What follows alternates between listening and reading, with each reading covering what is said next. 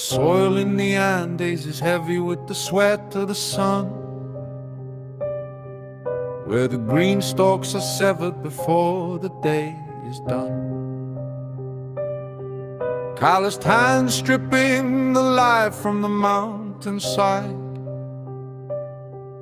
in the valley where the law has no place left to hide. Bundles tied with twine and stacked upon the dirt, wealth for the masters and for the workers only hurt. A hollowed out warehouse where the silence is bought.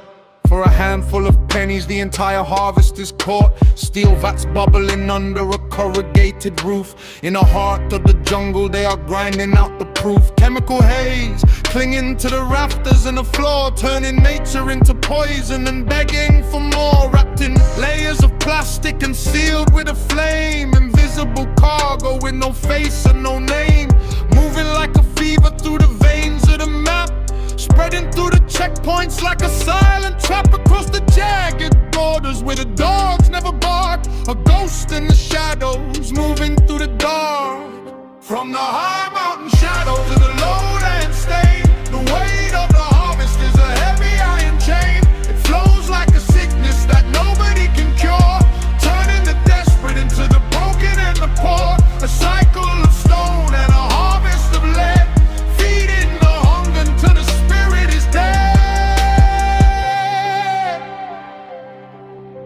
The currency is tainted and the ledger is torn. 1,000 miles from where the leaves were born, it lands on the concrete where the sky is gray, passing through the fingers in the heat of the day. The price is settled in a cold and quiet room while the city prepares for its own kind of doom.